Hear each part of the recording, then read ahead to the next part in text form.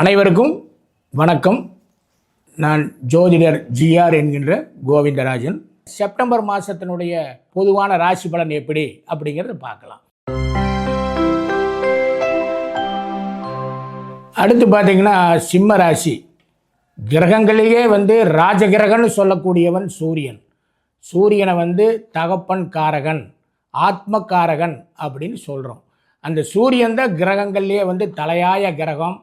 அவன் ஆனால் சுபாவத்தில் கொஞ்சம் பாவி ராஜகிரகம். எந்த ஜாதகத்துக்குமே சூரியன் நல்லா வலுவாக இருக்கணும். அப்போ தான் அந்த ஒரு ஆளுமைத்தன்மை என்றைக்குமே இருக்கும்.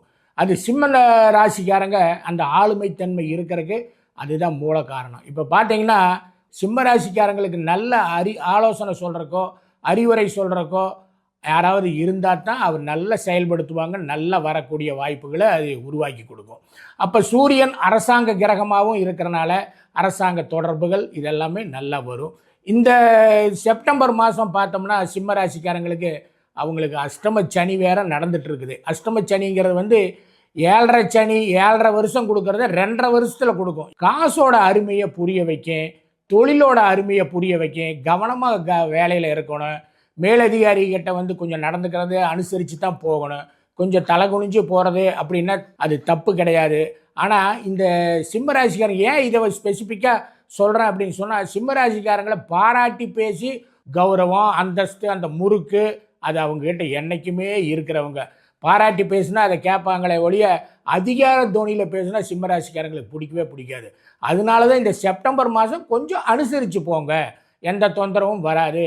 அஷ்டமச்சனி உடனே வர இதுக்கு பொருளாதார சிக்கல்னா காசு வராமல் பண்ணி அதெல்லாம் கிடையாது. அது மாதிரி வேலையில் கொஞ்சம் பலு அதிகமாக கொடுக்கும், ஒர்க்லோடு கொஞ்சம் அதிகமாக கொடுக்கும், வீட்டில் சின்ன சின்ன பிரச்சனைகளை உருவாக்கும். அந்த சிம்மராசிக்காரங்களுக்கு இந்த செப்டம்பர் மாதம் மட்டும்தான்.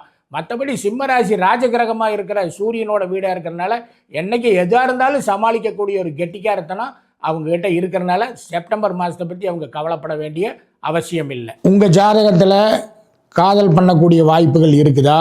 நான் பண்ணக்கூடிய காதல் கைகூடி வருமா, கல்யாணத்தில் போய் நிற்குமா அப்படிங்கிறத பற்றி தெரிஞ்சுக்கணும்.